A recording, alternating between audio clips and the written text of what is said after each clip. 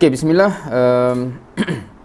Alhamdulillah rabbil alamin wassalatu wassalamu ala asyrafil anbiya wal mursalin wa ala alihi wa sahbihi ajma'in. Subhanaka la ilma lana illa ma 'allamtana innaka antal alimul hakim. Rabbi shrah li sadri wa yassir li amri wahlul 'uqdatam min lisani yafqahu qawli.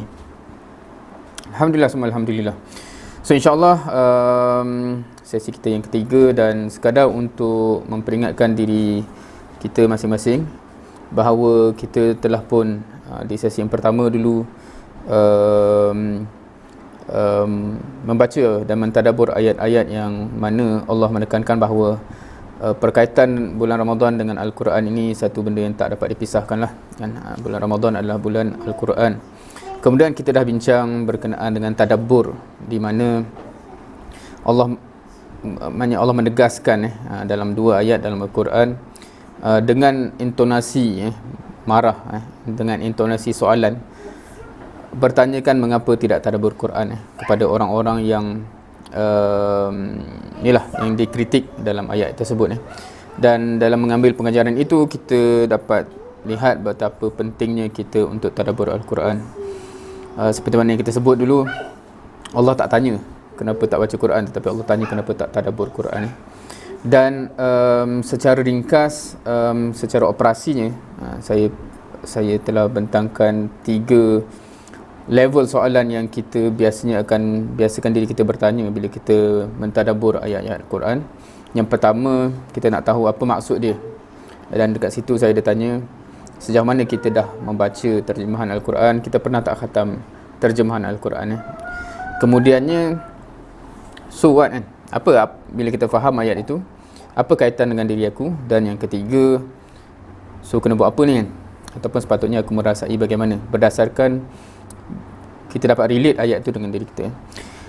Semalam kita telah membawa kepada permulaan episod turunnya Quran kepada Rasul sallallahu alaihi wasallam di Gua Hira. Dan kita telah bincangkan, sebenarnya saya telah bawa beberapa persoalan sebenarnya untuk melihat kembali naratif yang biasa kita dengar pasal wahyu yang pertama. Dan apakah mesej terpenting, apakah mesej utama dalam wahyu pertama, 5 ayat yang pertama dalam surah Al-Alaq. Now, malam ni, dan sebab semalam kita dah cungkil semua persoalan-persoalan, cumanya semalam persoalannya tak terjawab. So mesejnya apa? Dan insyaAllah kita akan cover pada hari ni, pada malam ni insyaAllah, dengan izin Allah insyaAllah. Tapi sebelum masuk pada ayat itu, just nak put in context supaya kita appreciate ayat ini sebagaimana ianya turun kepada Nabi SAW. Satu fakta yang kita akan lihat nanti bila kita sampai ke surah Ad-Duha contohnya, ialah wahyu ini turun kepada Nabi SAW sebagai satu jawapan. Maknanya Nabi SAW tertanya, tercari-cari jawapan, dan wahyu ini turun sebagai jawapan kepada persoalan tersebut. Dan kita akan tengoklah jawapannya apa yang terkandung dalam 5 ayat wahyu pertama ni. Tapi sebelum kita pergi ke jawapan tu, mungkin kita boleh tanya dulu soalan dia apa? Soalan dia apa? Apakah persoalan yang tertanya dalam fikiran Nabi SAW sebelum turunnya wahyu ini? Wahyu ini datang sebagai jawapan dan sebagai permulaan risalah nubuwah Nabi SAW. Tapi sebelum itu, Nabi SAW sebelum diangkat jadi Nabi, dia dah tertanya dah satu soalan. Tapi soalannya apa? Soalannya apa? So kita nak cuba put that in context dulu supaya kita akan appreciate jawapannya. Sama jugalah macam kalau kita belajar, proses berfikir tu proses yang mahal, kan? Bila mana jawapan disuap saja jawapan, kadang-kadang kita tak appreciate pun mahalnya jawapan itu. Tetapi kalau kita tengah struggle, macam mana nak jawab ni, tiba-tiba orang bagi jawapan, oh macam tu, kan? So kita tu menggambarkan appreciation kepada jawapan itu, sebab dia menjawab satu persoalan yang kita tak dapat rungkai. Tapi kalau orang suap jawapan yang sama, kita kadang-kadang tak appreciate. Okey, kita akan nampak macam okey kan. Tapi kesannya akan lain. So proses belajar tu dia memerlukan itu biasanya. Dan dalam kisah Nabi SAW, memang kita mungkin tak cover malam ni, tetapi bagaimana Allah mentakdirkan kehidupan Nabi SAW sebelum kerasulan tu, mempersiapkan Nabi untuk jadi Nabi dan untuk menerima wahyu, termasuk wahyu pertama ini. Kalau kita tanya balik soalan ni, sebab kita tahu Nabi SAW dapat wahyu pertama di Gua Hira. So soalan yang kita boleh tanya, in the first place, Nabi buat apa kat situ Kan itu bukan rumah dia kan? Itu bukan tempat, yalah, ini bukan tempat kediaman dan sebagainya. So in the first place, kenapa Nabi SAW ada di situ, yang menyebabkan titik tolak wahyunya turun di situ Biasanya kita biasa dengar kan, latar belakang kisah ni. Cuma hari ni kita nak kaitkan secara langsung dengan apa yang kita nak faham pada hari ni. Dan kita boleh relate soalan tu dengan soalan ni lah kan. Dan biasa kita kata Nabi beruzlah ataupun Nabi berkhalwat kan. Itu antara dua word yang kadang-kadang, ataupun dalam bahasa Melayu kita kata Nabi bersendirian. Kenapa kan? So soalan lanjutan kat sini, apa yang menyebabkan Nabi SAW beruzlah di situ kan? Bukankah dia ada kediaman dia dengan Khadijah dan sebagainya. Secara ringkas, kita sedia maklum bahawa Nabi SAW telah pun melihat umatnya, masyarakatnya dalam satu keadaan yang Nabi SAW rasa itu satu realiti yang problematik Okay, realiti ni masalah ni. Tapi apakah solusinya? Itu tak ada. Apakah penyelesaian kepada masyarakat ini? Kan dalam keadaan nak kata apa Nabi SAW menyedari hakikat bahawa realiti masyarakat itu adalah realiti yang tidak sepatutnya kan. Walaupun tak dapat nak didefine apa masalah dia, macam mana nak selesaikan, tetapi Nabi SAW dah rasa tak selesa dengan realiti masyarakat. Of course, kita boleh tanya juga macam mana seseorang tu boleh rasa tak selesa dengan, kita kata, kemungkaran, kemaksiat, sedangkan wahyu belum turun. Sebab ketika itu wahyu belum turun kan, macam mana dia tahu betul dan salah? So itu adalah ceritanya. Dan biasa kalau kita belajar sirah, sebab tu dia akan cerita kisah sebelum Nabi jadi Nabi tu. Apa contoh? Masa dia kecil, dada dia belah kan, dan dibasuh dengan air zam-zam katanya, oleh Jibril. Itu satu episod. Maksudnya jiwanya, hatinya dicucikan. Kedua, masa dia teringin nak pergi pesta ataupun tamasya dekat pekan, kat bandar tu, Allah takdirkan Nabi SAW tertidur kan, dan esoknya teringin lagi, tertidur lagi. So maksudnya kat sini, walaupun tanpa wahyu, seseorang tu kalau jiwanya dibersihkan maknanya kalau orang yang terjaga hatinya, jiwa dia tak ada kotoran, dia sebenarnya sensitif. Kalau benda yang tak elok, dia akan terasa tak elok walaupun belum ada dalil dan sebagainya.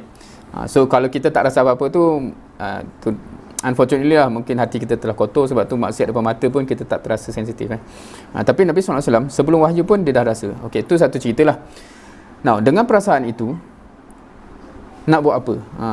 Solusinya tak ada lagi until turunnya ayat. So starting point Nabi SAW, kalau kita kata starting point episod turunnya wahyu ni, Nabi SAW telah ada concern terhadap umat. Nabi SAW telah pun ada concern ni bahasa Melayu apa faham kau concern bimbang lain pula maknanya dia terasa something perlu dia buat, ada masalah yang sedang berlaku, cumanya tak jumpa solusi. Dan itu titik tolak yang penting ni just cuba cari dalam Google berkenaan dengan concern genuine concern ni adalah titik tolak yang penting sebelum datangnya solusi. Kalau kita tak kisah duka kisah, so orang bagi solusi pun still ada duka kisah lah kan. Tapi kalau macam mana nak buat ni solusi dia, kita akan appreciate solution tu. Dan itu hakikatnya, kita hanya akan menghargai solution yang diberikan kepada kita kalau memang kita nak solve problem tu kan. So sama kalau kita belajar subjek apa, statistics ke, composite ke, engineering ke, medik ke, tak tahulah apa subjek yang kita belajar, kita dalam keadaan yang memang kita ada problem yang kita nak solve dan kita nak reti solve, bila diajar untuk solve, kita akan appreciate lah. Berbanding orang yang tak ambil pun course tu, dia tak kisah pun nak kena jawab soalan tu, kita bagi solution tu kepada dia pun, apa makna benda ni. So sama sama juga dengan kita ni secara ibrah umum, pengajaran umum dan tadabbur umum. Quran ni banyak memberi solusi demi solusi. Cuma kenapa kita tak appreciate? Itu bermula di situlah. Sebab tak seperti Nabi SAW, kita tak kisah kan. Kalau kita fikir, macam mana, kenapa masyarakat ni macam ni, kenapa negara ni macam ni, kenapa alam ni macam ni, kenapa keluarga ni macam ni. Bila Quran, kita baca Quran, dia bagi solusi, kita akan appreciate sangat-sangat. Sebab kita mahu mencari, macam mana nak buat ni. Tapi kalau kita tak kisah, aku kisah, aku nak main game je, dan aku nak, macam tu lah, aku nak pergi dapat gaji, enjoy dan sebagainya. Majoriti ayat dalam Quran tu kita tak akan appreciate, sebab kita tak mencari jawapan yang diberikan oleh Quran itu. Anyway, balik kepada Nabi SAW. Nabi memang sentiasa tercari, dan itu titik tolak kenapa Nabi beruzlah pun. Kan, dia nak mencari apa yang kata jawapan, dan of course ketika itu cara yang dapat difikirkan. Mereka dah sedia mengimani Allah Tuhan sekalian alam kan. Rasanya kita tahu latar belakang masyarakat Quraisy tu, dia bukan tak tahu bukan maknanya macam ni, dia bukan tak tahu Tuhan, dia bukan tak tahu Allah dan sebagainya.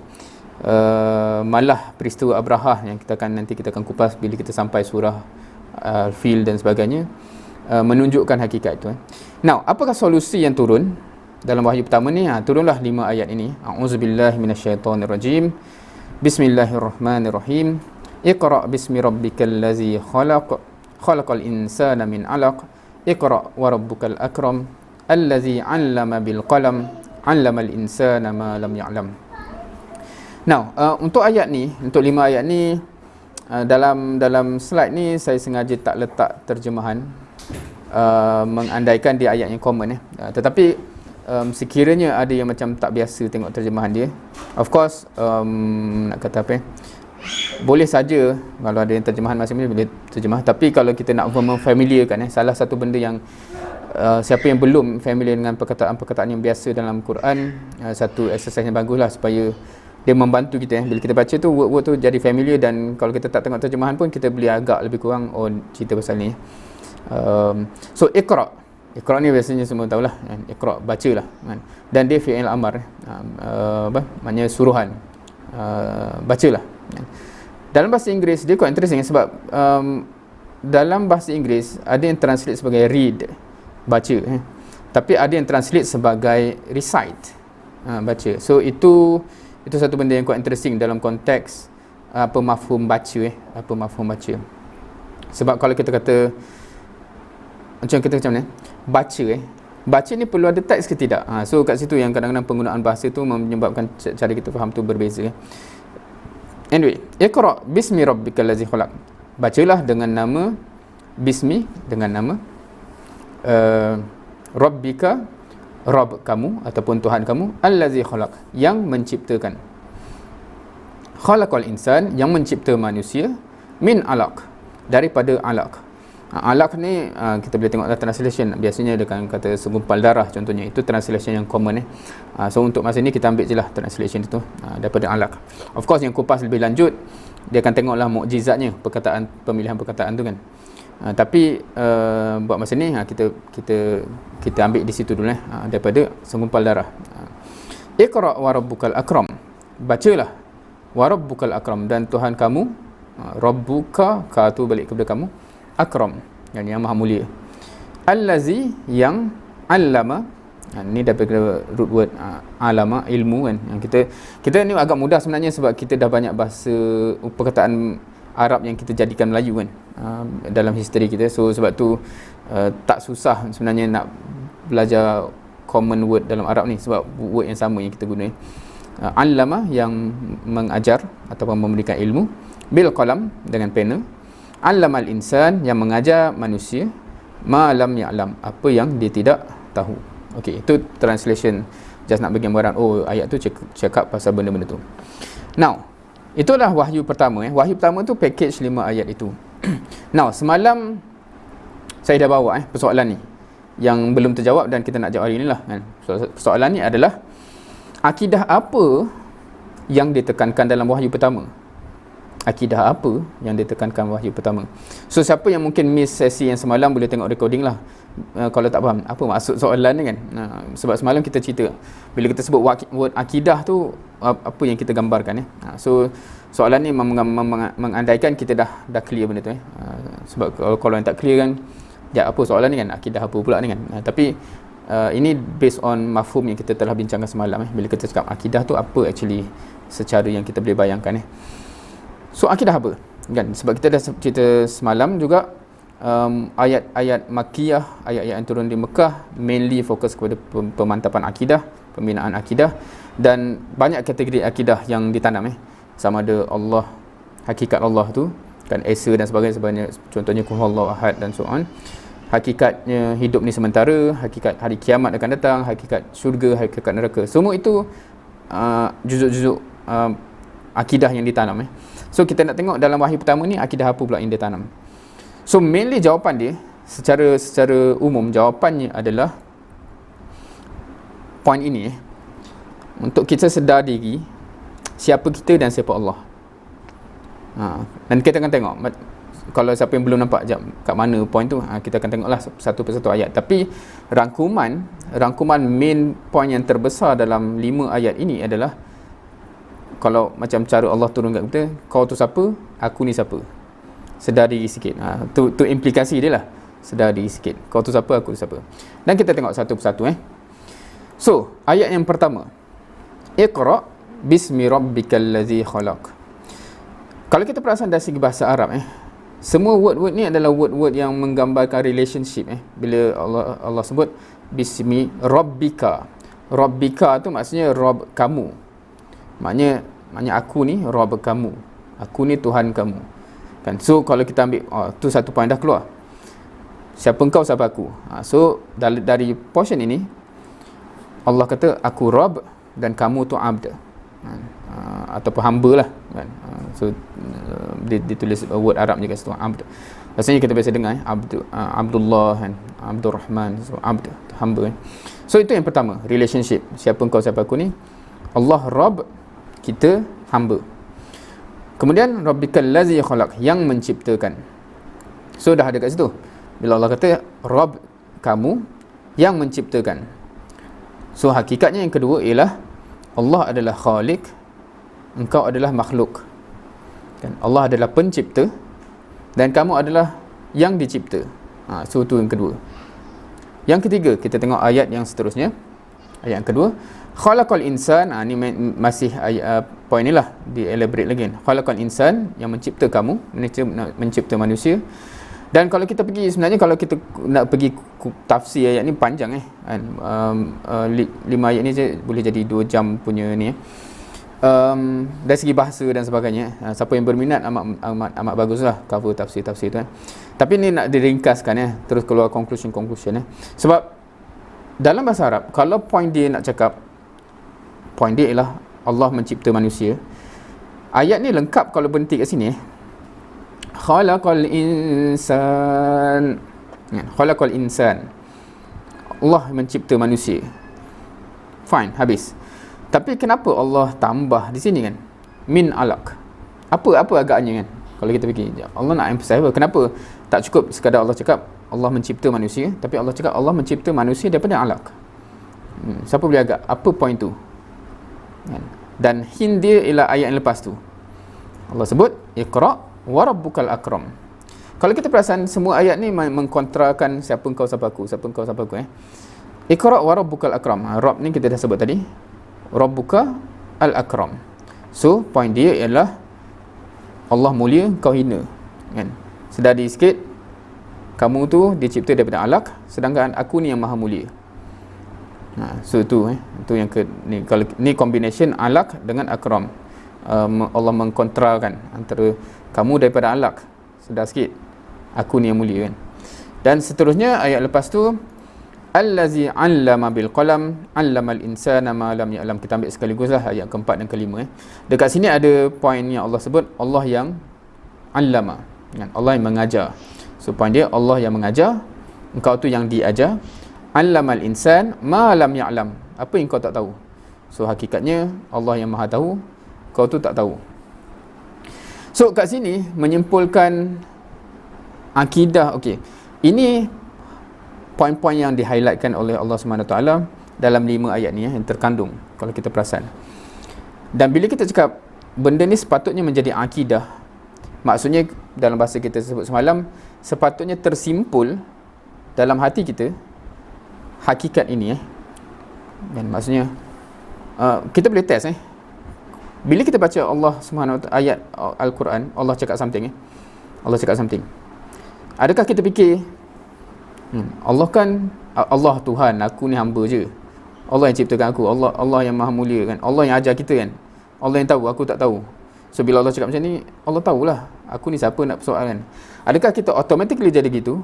Kalau automatically jadi gitu, sebagaimana kita sebut semalam, akidah automatically men-trigger perbuatan dan perasaan kalau orang yang tersimpul dalam hati dia, jatuh daripada KLCC daripada jambatan KLCC tu mati, dia takkan nak jatuh kan, dia takkan ambil risiko yang boleh menyebabkan dia jatuh. Contohnya, orang yang tak terikat dalam hati dia, api tu panas, dia takkan try nak pegang. Orang yang terikat hatinya hakikat ini, adakah mungkin dia akan menyanggahi apa yang Allah sebut? Contohnya lah, bila Allah tetapkan something, adakah dia kata aku boleh fikir sendiri kot, aku lagi tahu dan sebagainya, secara sedar atau tidak. So dalam konteks ini,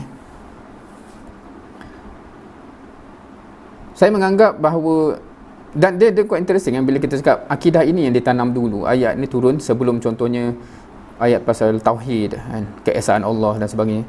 Kenapa? Dan kita akan tengok kita akan tengok kenapa dalam surah ini juga. Kenapa Allah tak cerita pasal dia dulu, tapi lebih kepada sedar di engkau dulu. Itu poin pertama yang ditekankan dengan wahyu pertama. So persoalan, apa kepentingan ataupun di mana kepentingan akidah ni? Di mana kepentingan tertanam, terikat keyakinan, sungguh-sungguh yakin dalam diri manusia bahawa itu hakikatnya. Kan, kita ni dicipta oleh Allah. Allah tu pencipta kita. Kita ni hamba, Allah tu Tuhan. Kita tak tahu, Allah yang tahu.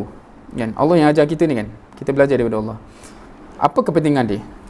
Dan kalau kita relate balik dengan persoalan Nabi SAW yang tertanya, apa masalah masyarakat ni kan, dalam surah ini, dalam surah Iqra, tapi dia di luar wahyu pertama.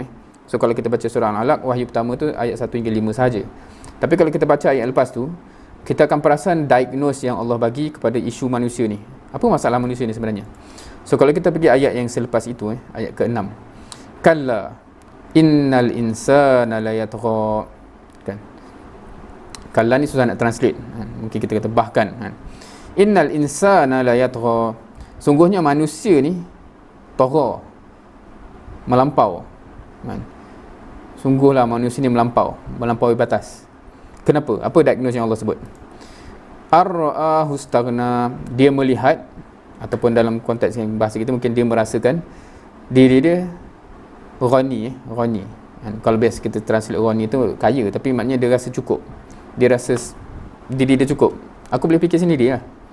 Aku boleh self-sustain sendiri. Aku tak perlukan siapa, aku tak perlukan Tuhan. Dia punya extend itu. So inilah dia punya punca besar kenapa manusia ni melampau, berdasarkan diagnosis yang Allah bagi dalam surah ini. Hence sebab tu ubat dia, manusia ni kena sedar diri. Kau sedar diri kau sikit, kau siapa kan? Aku nak ajar kau ni. Dan sebab tu orang yang tertanam akidah dia begitu, saya suka buat soalan ni. Kalau kita bayangkan dalam masyarakat kita, secara umum lah, ramai masyarakat kita ni ambil PMR, ambil SPM yang belajar subjek agama. Tapi lepas tu dalam masyarakat masih berlaluasa gejala-gejala yang bermacam. Adakah apa yang kita belajar subjek agama dalam SPM, dalam PMR tak cukup sebenarnya untuk menyebabkan kita jadi Muslim yang baik? Adakah dia tak cukup? Sebab rasanya kita dah belajar semua benda dah, benda yang basic lah. Kita tak cakap pasal ilmu takhasus bukan nak jadi ustaz ke apa. Maknanya apa yang seorang Muslim patut faham, kebanyakannya dah ada kat situ.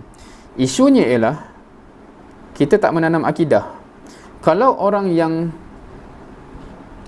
kalau soalan untuk difikirkan, sekiranya akidah yang kita cakap dalam 5 ayat pertama ni dah tertanam dalam semua anak bangsa kita, dan orang di Malaysia ni lah, anak Melayu kita yang Muslim, kalau tertanam maknanya aku ni siapa, Allah tu siapa, kan, dan sebagainya yang kita sebut tadi.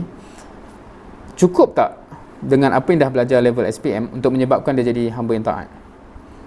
Saya meyakini cukup.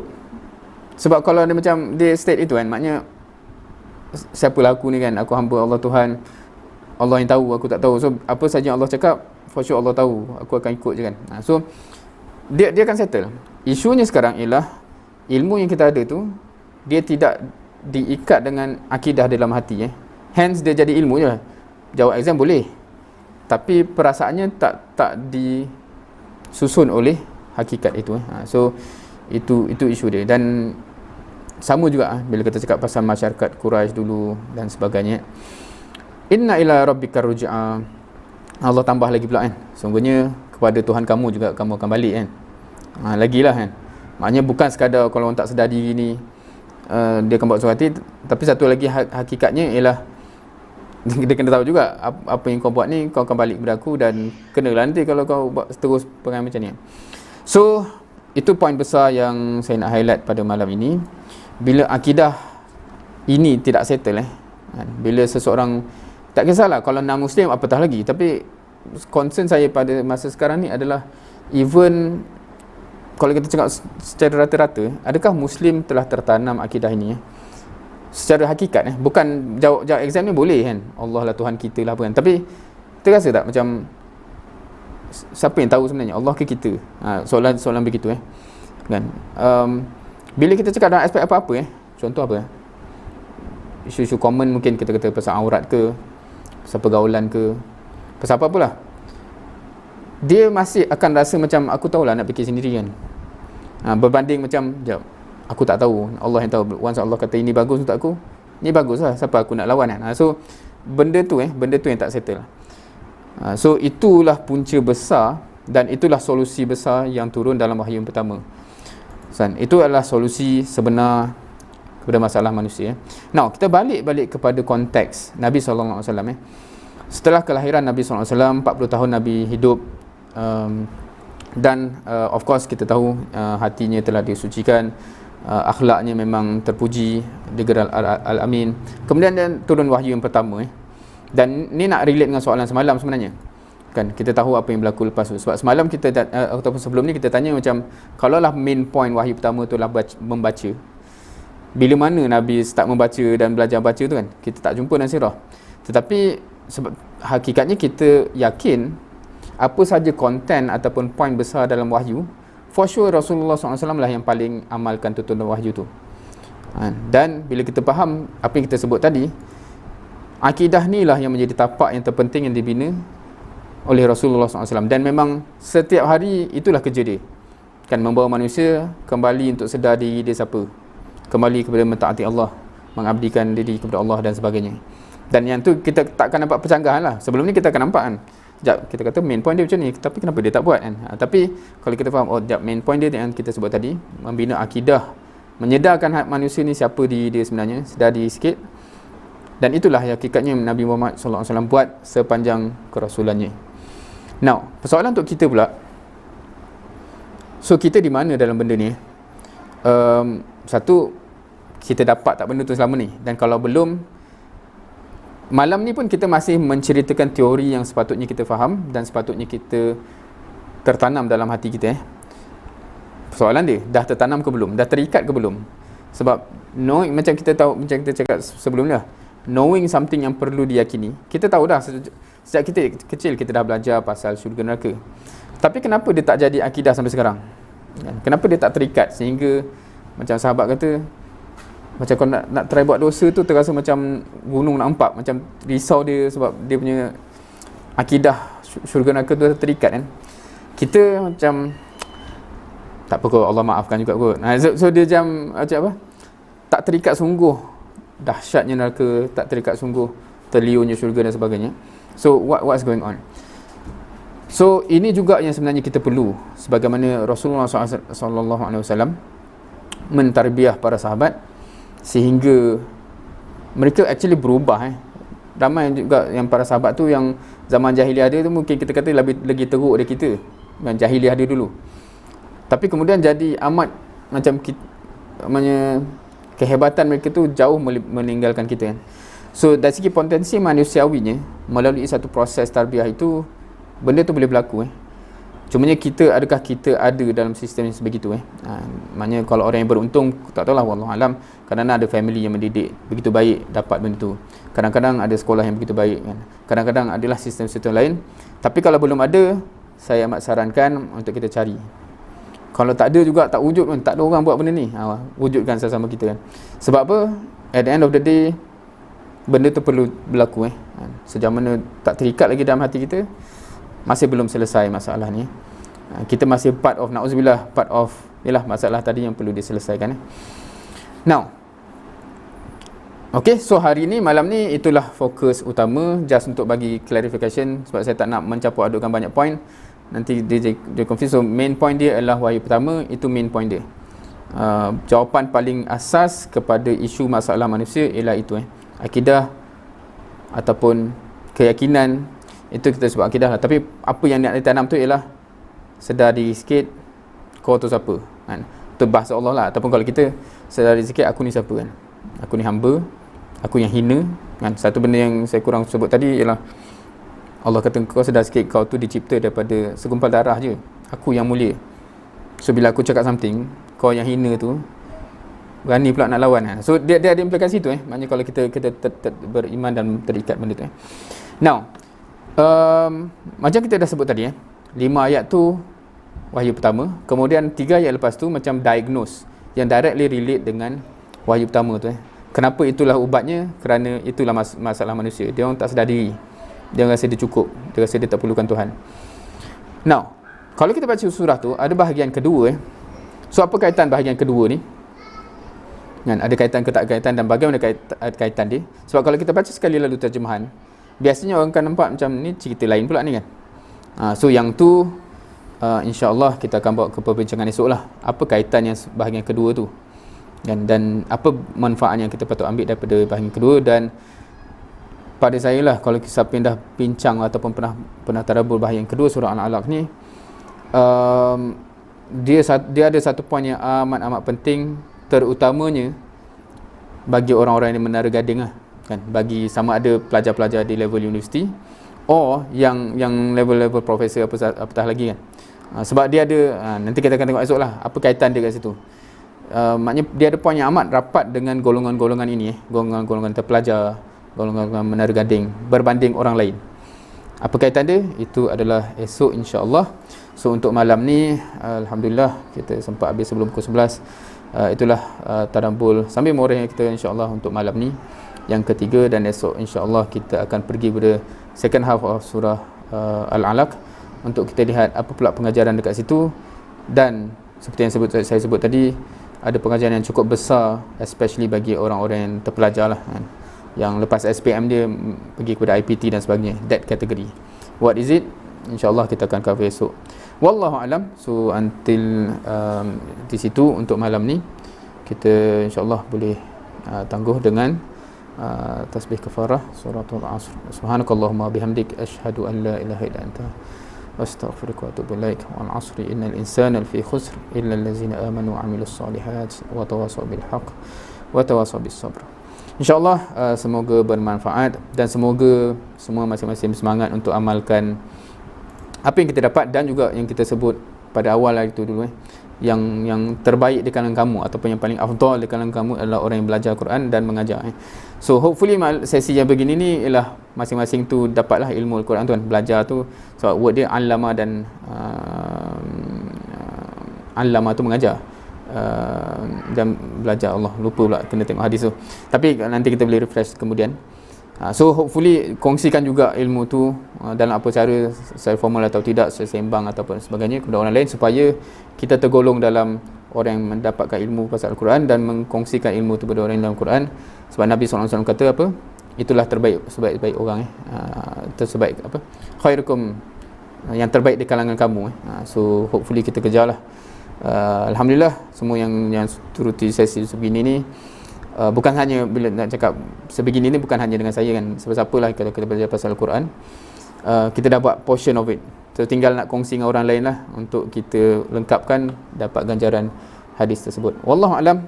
Wassalamualaikum warahmatullahi wabarakatuh.